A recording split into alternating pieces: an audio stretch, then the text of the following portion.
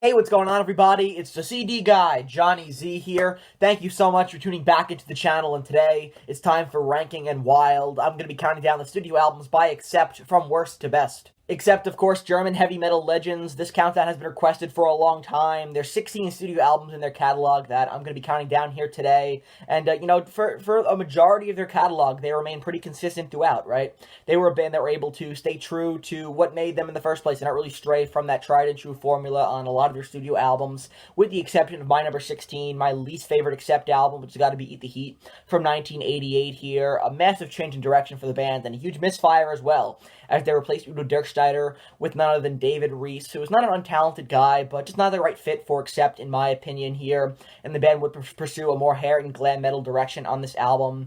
Totally different from, the sound that made them in the early 80s, and just something that I don't think Accept could have ever pulled off, as far as I'm concerned, being hair and glam metal, just so different from, what they, from their MO, as far as I'm concerned, so different from what made them famous in the first place. So for Accept to cop out here and do a hair and glam metal album just never sat right with me, never thought it was their style, and it just seems like a very disingenuous record and a cheap opportunity for a sellout that just backfired completely on them. So that said, my number 16 here on the list, I gotta go with Eat the Heat. It's an album that always comes up when I'm counting down my least favorite, metal albums or some of the worst albums, period. So I definitely had to put it dead last here on the list. Can't stand Eat the Heat and consider this album to be their worst in their catalog. I don't own Eat the Heat because I can't stand it, but there are some other Accept albums, most of them towards the bottom of my list, that I just don't own because I have not gotten around to picking them up yet. But that said, coming in at number 15, it's another album I don't own. It's their debut album, self-titled, Accept, from 1979. This is Accept really, trying to find themselves and trying to find a musical direction that worked for them in the late 70s, moving on into the 80s, and, at this point, it's very young Accept, right, just kind of throwing anything at the wall to see what stuck. Lady Lou is a solid track, right? You have Sea Winds as well, but aside from that, there's not really anything great on this album that's worth, giving it a re-listen as far as I'm concerned. Some people love this album. Some people love early Accept and those first two albums with the band experimenting, trying to find what worked for them, but for me, it's not the Accept that I love, and so that's why I have to put this album down towards the bottom of the list. Coming in at number 15 here, gotta go with Self-Titled by Accept from 1979. For my number 14, pretty much the same thing here with 1980s I'm a Rebel. The title track was a song that was given to them by AC/DC, recorded by the band years earlier, and then Accept would adopt that track and make it the title track here for this record. As far as I'm concerned, I don't think I'm a Rebel by AC/DC has ever been released, so it's one of the most obscure AC/DC tracks in their back catalog, right, their vault of unreleased stuff, but Accept took it here and tried to make it their own, but it still sounds very AC/DC oriented as far as I'm concerned, and,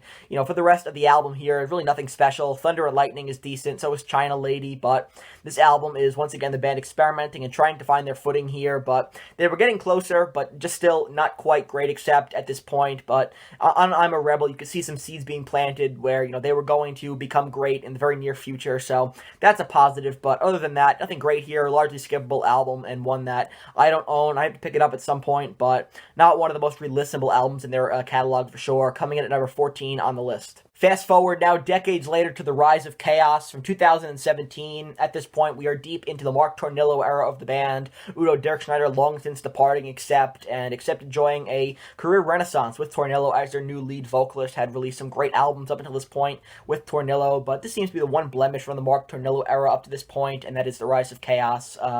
This album seems to be paint by numbers Accept, not very interesting.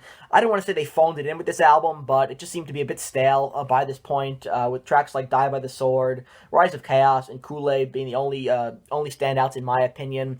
The rest of the record is largely forgettable, and not one of those from the Tornillo era that I really gravitate towards. Not bad by any means, like Eat the Heat is bad. We're not in that, category anymore, but definitely down towards the bottom of my list because not all that interesting as far as I'm concerned, and not one of those Accept albums, more recent I should say, from the Tornillo era that I tend to, listen to a lot or really enjoy compared to, say, Blood of the Nations or Blind Rage, or even the most recent record, Too Mean to Die, which I'll get to in a little bit. Coming in now at number 12, I'm going to go with Death Row from 1994. This is the follow-up to Objection Overruled. The first Accept album with u.d.o. Dirkschneider since Russian Roulette was Objection Overruled, so now following that up here with an album that's very similar, seeing the band following a much harder edge, continuing the evolution of their sound that they pursued on Objection Overruled. A very solid album here in my opinion. I enjoy it, right? Got tracks on here like Death Row, The Beast Inside, Dead On, Like a Loaded Gun, Stone Evil as well, Prejudice, and Bad Bad Religion. Generation Clash 2, a re-recording of the track from Eat the Heat, that dreadful, terrible album I never want to talk about again, but much better with u.d.o. Dirkschneider on lead vocals as far as I'm concerned. Drumming duties here on this record are split between Stefan Kaufmann and Stefan Schwarzman, but other than that, really strong stuff here on this record. Is it top shelf accept? No, but still a very strong album by them in the mid-90s with Death Row, my number 12 here on the list. Number 11 now, I'm going to go with Stalingrad, Brothers in Death from 2012. This to follow up to Blood of the Nation, so the second studio album in the Accept catalog with Mark Tornillo on lead vocals. Another really heavy, raging album by the band, showing their, career renaissance was not limited to just one album, continuing with that heaviness on this next album, also produced by Andy Sneap, as was its predecessor, Blood of the Nations. So, great stuff on here, right? You got Hung, Drawn, and Quartered. Stalingrad, the title track, is great. Hellfire's a lot of fun. Shadow Soldiers, Revolution, Against the World, and The Quick and the Dead as well. So there's some really strong tracks on here in my opinion, some super heavy stuff, and some great lyrics too. So coming in at number 11 here, I gotta go with Stalingrad from 2012. Moving into the top 10 with their most recent studio album from 2021, I gotta go with Too Mean to Die. Very strong album here, right? Got some awesome lyrics on this record, right? Some really aggressive vocals by Mark Tornillo. The band were just on fire here for this record as far as I'm concerned. One of my favorite records of 2021.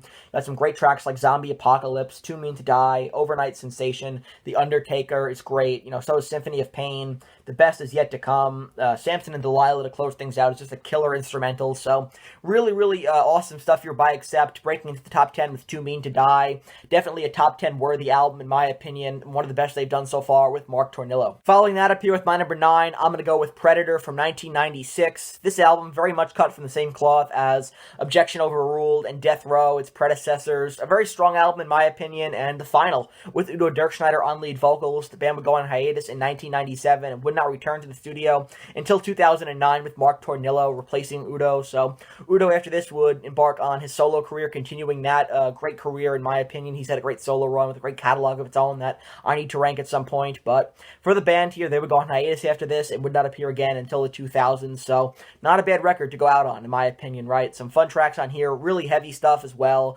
unrelenting tracks like Lay It Down, It Ain't Over, Predator, Take Out the Crime, Run Through the Night, and Primitive as well. So some really strong material on here in my opinion, and just all around a great album in my opinion. A forgotten record for sure in their catalog, but a solid one at that from 1996. My number 9 here on the list. Back at number 8 with some more Mark Tornillo era greatness here by Accept with Blind Rage from 2014. Very apt title to this album. It's a raging record from top to bottom here with some awesome tracks that include Stampede. Dying Breed is a fantastic track, right, with a lot of fun Easter eggs in the lyrics. You have Dark Side of My Heart, Fall of the Empire, Trail of Tears, Wanna Be Free, Bloodbath Mastermind, From the Ashes We Rise, and Final Journey to close things out. I'd say lyrically, this is one of my favorite Accept albums from a lyrical perspective, and of course Tornillo with great delivery on lead vocals as well.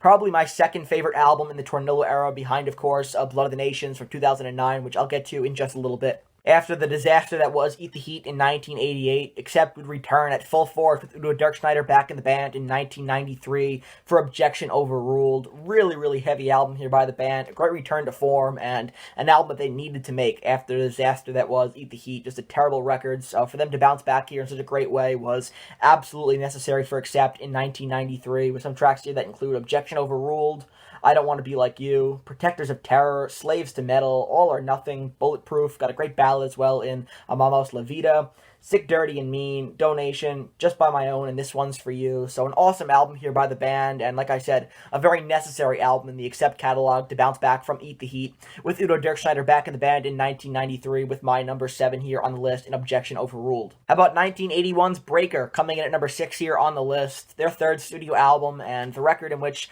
I feel Accept truly arrived. If they were finding themselves and their sound on their first 2 albums, this is where they finally got it all together here and were able to really come into their own as musicians, as a band cohesively, with some really heavy tracks on here that would define the Accept sound for the rest of the 80s, with the exception, of course, of Eat the Heat, which I'm just going to continue to dump on for the rest of this video, but Accept with a great record here, their third album, proving third time's the charm. Some awesome tracks like Starlight, Breaker, Can't Stand the Night, right? You got S.O.B., Burning, Feelings, Midnight Highway, Breaking Up Again, and Down and Out.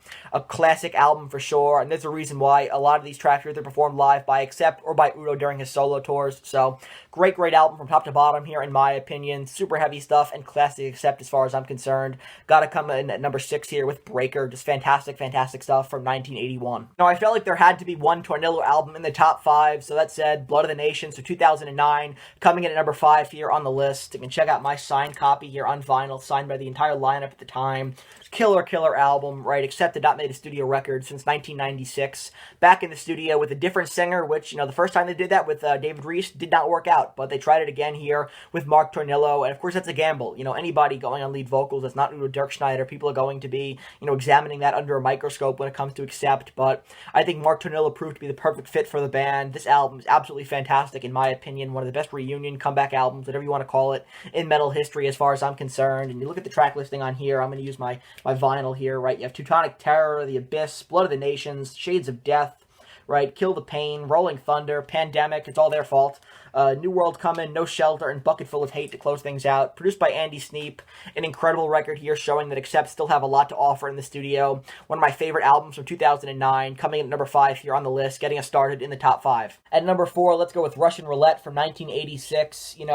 If Metal Heart, which is the predecessor to this record, sees the band moving in a more commercial direction, this album definitely does mark the return of a much heavier, darker sound for the band. Even though I do love Metal Heart, Accept had really found their rhythm in the 80s, and this album is great proof of that. By 1986, they were firing on all cylinders. Russian Roulette is a near-perfect studio album, in my opinion, and some really heavy stuff as well. TV War, Monster Man, Russian Roulette, It's Hard to Find a Way, Aiming High is awesome, great deep cut there. Heaven is Hell, Another Second to Be, Man Enough to Cry, and Stand Tight to close things out.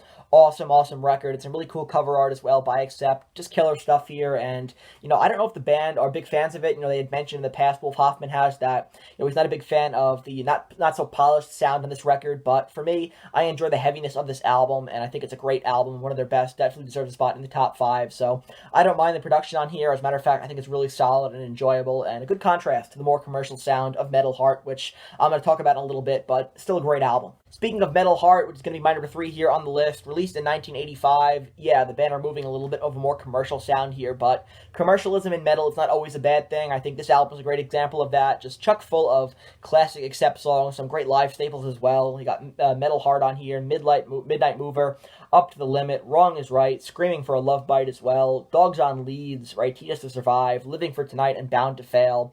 So many classics on this record here. From top to bottom, it is a near-perfect album in my opinion, and definitely belongs in the top 3, so coming in at number 3 here, I gotta go with Metal Heart from 1985, just a great record. My 1 and 2 are really close together because as far as I'm concerned, they're both perfect Accept albums, but the way I'm feeling right now, coming in at number 2, I gotta go with Balls to the Wall from 1983. A perfect album by the band here who had really been able to put all the pieces together and find themselves by 83, tracks on here like obviously the title track, great song, one of the all-time best metal tracks, right? You have London Leather Boys, another killer track, great riff to it. Fight It Back, Head Over Heels, Love Child, Turn Me On, Losers and Winners, Garden of the Night, Winter Dreams as well. Awesome stuff here by Accept. You got some great hard-hitting songs and some awesome ballads as well. An incredible vocal performance by u.d.o. Dirkschneider. You can see the band on the back, just fantastic here on this record. Great stuff, and like I said, my 1 and 2 are really close together. I think they're both perfect, so consider my 1 and 2 to be pretty interchangeable, and if you were to ask me, say, next week, they could be, flip-flopped. So, that said, coming in at number 2 for today, I gotta go with Balls to the Wall. But my number 1 is more Accept perfection. Coming in at number 1, I gotta go with 1982's Restless and Wild. Just an amazing album here. Classic Accept, and this would be the album, I think, that if I were to introduce Accept to, somebody for the first time, this is the one I'd have to play for them first, right? Essential listening here, perfect from top to bottom as far as I'm concerned, and the band had really found their way here with tracks like Fast as a Shark, Restless and Wild, Neon Nights, Flash Rockin' Man, and Princess of the Dawn. Just essential listening here, in my opinion. A killer album, which, fun fact, by the way, this is the first Accept record in which Dirkschneider sings every track on the album, which may seem a bit weird, but fantastic performance here by u.d.o, even though it took him all the way to the 4th studio album to sing every song on the record. He sounds incredible here, and the band sound great as well, with some great riffs and some really enjoyable lyrics. So the band, firing on all cylinders, doing incredible work with Restless and Wild from 1982, turning 50 last year. My favorite album in their catalog, coming in at number 1 here here on the list. Gotta go with Restless and Wild. So that wraps up Ranking and Wild, counting down the studio albums of Accept from worst to best, which should be visible right over here.